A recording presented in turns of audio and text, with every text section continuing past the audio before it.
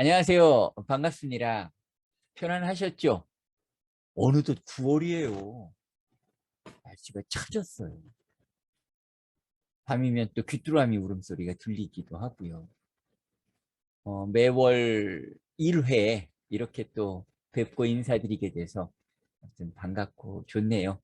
오늘은 뭘 갖고 이야기를 해야 될까 고민하다가 이걸 갖고 왔습니다.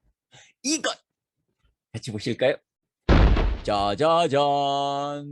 우리 아이들의 사회는 도대체 어떤 변화가 있을까요?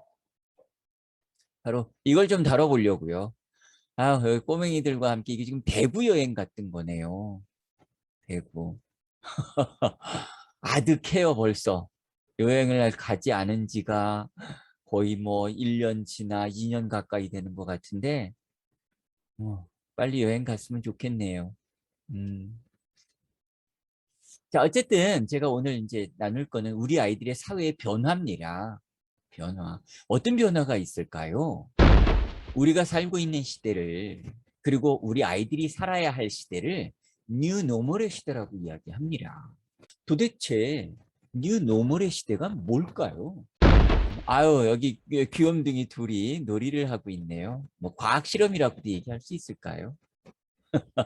특별하지 않네. 이런 거 누구나 다 했네. 다 했잖아, 이거. 예, 상당히 노멀한 놀이를 하고 있네요. 노멀한. 아이들에게요, 노멀이 뭐니? 라고 물었거든요. 그랬더니 다 알아요. 특별하지 않은 거래요. 예, 그냥 평범한 거래요. 맞습니다. 평범하다는 말을 다른 말로 바꿔서 이야기하면 표준이죠, 표준. 표준화됐다라고 이야기합니다. 표준화됐다. 특별하지 않다. 같은 말이잖아요. 제가 아이들과 여행을 하다 보면 음식 때문에 힘들어하는 아이들이 있어요. 또 경우에 따라서는 여행 기간이 길어요. 그러면 한국 음식이 그리워질 때가 있잖아요. 그러면 근데 한국 음식을 먹기가 수월찮아요. 이럴 때 간단하게 해결할 수 있는 방법이 뭐냐면 맥도날드 가는 거예요. 왜? 이미 맥도날드의 햄버거는 세계적 표준화가 이루어졌기 때문에 어딜 가도 특별하지 않아요. 누구 입맛에나 다 맞춰져 있으니까. 예, 이게 표준화예요. 우리 어머니의 손맛. 이런 식으로 얘기했어요.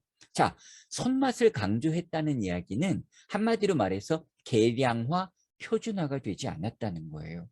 누구나가 쉽게 접근할 수 없다는 겁니다. 이거요.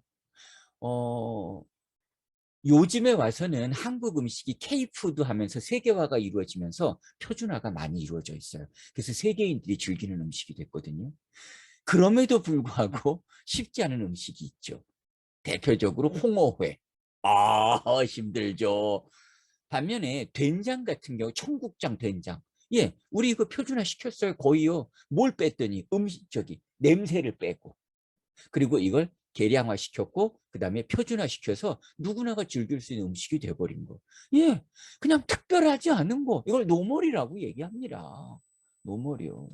뉴 노멀입니다. 뉴 노멀.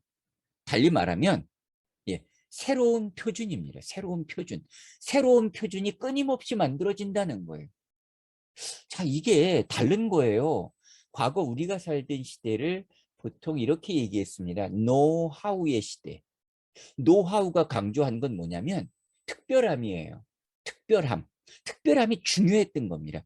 특별함만 갖고 있으면 그것을 소비할 사람들이 와서 붙었어요. 그래서 그 특별함을 지켰어요.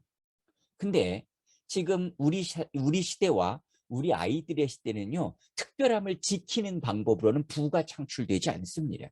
그럼 어떤 방법으로요? 예, 그 특별함을 뭐 하는 것? 노멀화 시키는 거예요. 그 특별함을 뭐 표준화 시키는 거예요. 이 과정 중에 부가 생산이 됩니다. 이 과정 중에. 그래서 우리 아이들의 시대의 핵심은 뭐냐면 스페셜이 아니라 뉴 노멀이라고요. 아이가 진짜 권위자네요. 권위자예요. 이 아이가 그러면서 우리에게 묻네요. 내가 복 받은 이유는 자기가 복 받았대요. 근데 복받은 이유가 뭐냐요? 이걸 아이들에게 똑같이 물어봤거든요. 어떤 아이 얘기합니다. 베고 잘 수 있는 책상이 있어서. 그럴 수도 있죠. 어떤 아이는 얘기해 잠잘 수 있어서. 그럴 수도 있죠. 도대체 이 그림 속에 이 아이가 복받았다고 하는 이유가 뭘까요? 뉴 노멀의 시대에 무엇을 준비해야 될까요? 그 준비해야 할 것 중에 기본 중에 기본 한 가지를 말씀드리려고. 그것이 바로 이겁니다. 디지털 마인드요. 디지털 마인드. 이 사진 안에 바로 디지털이 들어 있습니다. 어디 있느냐면 바로 여기 있습니다. 세상의 모든 것을 뭘로 보는 거예요? 숫자로 따지는 거예요. 이진법이에요. 0과 1. 0과 1, 두 개로다가 세상의 모든 걸 보는 거예요. 세상의 모든 정보를, 세상의 모든 것을 숫자로 표시하는데 0과 1로 표시하는 겁니다. 중요한 거는 우리 아이들의 세상은요, 새로운 표준의 시대, 뉴 노멀의 시대인데 그 뉴 노멀의 시대의 기본적인 베이스가 뭐냐? 디지털 마인드라고요. 디지털 마인드. 달리 말하면 세상의 모든 것을 0과 1로 보는 세상이에요. 그렇다면 이런 생각을 해보는 거예요. 자, 디지털 마인드의 세상이 오면 도대체 어떤 변화가 우리 아이들에게 나타날까? 우리 간단한 얘기를 하겠습니다. 자, 아이들에게 부모님은 공부하라고 얘기합니다. 공부하라고. 그렇다면 이 공부가 담고 있는 의미가 뭘까요, 도대체? 교육일까요? 학습일까요? 우리 아이들에게 공부를 하라고 하는데 그 공부의 의미가 교육이에요, 학습이에요? 그러면 교육과 학습의 차이를 살펴봐야 되지 않겠어요? 자, 교육은 뭐냐면 교육은 공부가 이루어지는 현장의 주체가 선생님입니다. 선생님이 모든 교육을 다 세워요. 학습 계획을 다 세웁니다. 다 세워가지고 학생들에게 가르치는 거예요. 그러니까 학생들은 선택권이 없어요. 예, 본인이 원하지 않는 것도 다 배워야 되는 거예요. 예, 보통 우리는 그걸 기본이라고 그러면서 가르치죠. 이게 교육입니다. 그럼 학습은 뭘까요? 예, 이거는 배우는 사람이 주체가 되는 거예요. 배우는 사람이 내가 배우고 싶은 거, 내가 학습하시는 걸 선택적으로 배울 수 있다는 겁니다. 예, 자 그럼 생각을 해봅시다. 지금 우리 아이들이 다니고 있는 학교는 교육일까요? 학습일까요? 학교요. 교육 중심이에요. 그래서 디지털 마인드가 중심이 되어지는 뉴 노멀의 시대, 그리고 우리 아이들의 시대로 갈수록 어찌 보면 학교는 역사에서 사라질 겁니다. 그런 일이 가능할 거냐고요? 네, 가능합니다. 왜 그러냐면 잘 보세요. 그러니까 디지털 마인드의 세상, 디지털 플랫폼이 우리가 살고 있는 세상의 중심이 되어진다면 학교가 비효율적이에요. 학교가 비효율적이에요. 왜? 대한민국에 있는 모든 학교, 인류의 모든 학교, 인류의 모든 도서관이 어디 들어있어요? 네, 디지털 속에 들어있잖아요. 예, 사이버 공간 속에 다 들어있다고요. 그러면 내가 원하는 공부를 하는데, 내가 하고 싶은 공부를 하는데 학교 가서 배우는 게 훨씬 많은 것을 다양하고 이런 걸 배울 수 있을까요? 아니면 내가 디지털 속으로 들어가는 게 훨씬 더 빠를까요? 오히려 학교가 비효율적이에요. 예. 그러니까 앞으로의 사회는 학교에 가서 배우는 사회가 아니라 이제 내가 선택적으로 가상 공간을 이용하거나 즉 디지털 플랫폼을 통해서 다 찾아서 얻을 수 있는 시대. 왜 학교를 가요? 이제 학교가 자꾸 의미를 잃어가는 시대가 될 겁니다. 그래서 제가 아이들에게 얘기했어요. 저의 직업은 교사인데요. 뭐라고 했을 경우 만약에 이게 돈 때문이라면 하지 마라. 이것을 소명으로 생각한다면 해라. 이 차이죠. 아이들과 중수업 또 심각해지면 하잖아요. 코로나가 심각해지면. 중수업이 낯설지 않아요. 화상 수업이 낯설지 않다고요. 불과 1년이에요. 1년. 불과 1년. 저도 이거 안 했어요. 예, 유튜브에다 이거 하는 거 안 했어요. 그냥 만나서 특강을 했지. 근데 요즘 만나서 이 오프라인 수업을 많이들 참석들 안 하시니까 제가 이런 방법으로 만나자라고 하는 거예요. 근데 이것도 안 오시네. 이것도 보시는 분이 많지 않아요. 그러니까 줌 수업이 낯설지 않게 된 거. 아이들도 줌 수업 낯설지 않아요. 네. 이게 변화죠. 이게 변화예요. 자, 그다음에 디지털 플랫폼이 중심이 됐다는 걸 뭘로 알 수 있느냐면 대한민국 1위 부자가 누구일까요? 1위 부자. 1위 부자. 대한민국 최고의 부자. 머릿속에 딱 떠오르는 사람 한 명 있을 거예요. 누굴까요? 자, 영상 하나 볼까요? 뉴스에 얼마 전에 나왔어요.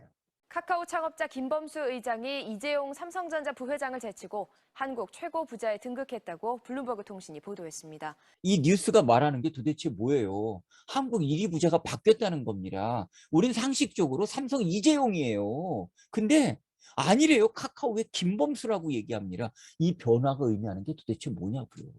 삼성은요, 3대에 걸쳐서 축적한 부예요. 예, 누구? 할아버지, 아버지, 그 다음에 이재용. 3대에 걸쳐서 이 재산 상속을 통해서 예, 축적한 부잖아요. 이걸 우리가 어떻게 감히 상상도 할 수 없다고 생각을 했어요. 이걸 어떻게 누가 역전을 시키느냐. 근데 역전시킨 사람이 있었어요. 누구? 김범수. 이 사람은 부모님에게 물려받은 재산이 아니라니까요. 예, 도대체 이게 어떻게 가능하냐. 근데 이게 가능한 시대가 된 겁니다. 미국을 보더라도 우리 알 수 있다니까요. 무슨 부자가 최고 부자로 올라가요? 네, 디지털 부자들이 올라가는 거예요. 도대체 두 사람의 차이 간단해요. 아날로그의 사람이고 또 한 사람은 디지털의 사람이에요. 예, 디지털이 아날로그를 지배하는 시대가 우리 아이들의 시대입니다. 가상이 현재를 지배한다니까요. 예, 하나 더 보여드릴까요? 국민은행이에요. 국민은행 안 가보신 분 계세요? 대한민국 어디에 가나 국민은행은 있어요. 한국의 은행 중에 은행이라고 이야기하죠. 예, 국민은행. 자, 네, 또 하나 옆에 새로운 은행이 생겼네요. 카카오뱅크라고. 카카오뱅크. 혹시 카카오뱅크 가보신 적 있으세요? 안 가보셨죠? 아니, 안 간 게 아니라 못 갔죠. 왜? 현실 세상에는 없어요. 카카오뱅크는. 그럼 어디에 있을까요? 아이들 얘기해요. 예, 스마트폰 속에 있다고. 맞습니다. 0과 1로 바꿔놓은 스마트폰 세상에 들어 있는 거예요. 예, 디지털 은행이라고요. 어느 것의 재산 가치가 더 높을까요? 이 둘의 가치를 뭘로 쉽게 평가할 수 있느냐면 바로 주식 가치로 보면 아시겠죠. 보이세요? 주가 비교. 예, 주가 비교. 예. 국민은행 주식은요, 51,300원 정도 합니다. 카카오뱅크 주식은 92,200원이에요. 92,200원입니다. 아, 이게 현실이라니까요. 현실을 뭐가 지배해요? 가상이 지배하는 세상이에요, 지금요. 그리고 앞으로 우리 아이들의 시대에는 훨씬 더 심화될 겁니다. 다시 이 사진으로 돌아왔네요. 지금 우리 시대는 생각하면 생각한 것을 현실로 만들 수 있는 시대예요. 네, 맞습니다. 생각한 것을 현실로 만들어요. 가상이 현실을 지배한다니까요. 예, 그러면 뭐가 중요할까요? 네, 생각이 중요한 거예요. 생각한 건 다 이루어진다니까요. 그것을 이루어질 수 있도록 만드는 게 그게 디지털 기반, 디지털 플랫폼 시대예요. 생각의 영역을 넓혀야 하는 게 우리 아이들에게 있어서 최고의 준비일 겁니다. 생각의 영역을 넓혀라. 어차피 생각이 지배하는 세상이라면. 그럼 무엇으로 어떻게 생각의 영역을 넓힐 수 있을까? 얘가 복받은 이유가 뭘까요? 바로 이거죠. 네. 이것 때문이에요. 이거. 뭐, 책 때문에. 최소한 자더라도, 예, 뭘 갖고 자고 있더라. 예, 책을 곁에 끼고 자고 있더라. 아유, 아무튼 긴 시간 함께 해주셔서 고맙습니다. 또 다음 달에 뵙도록 하겠습니다. 고맙습니다.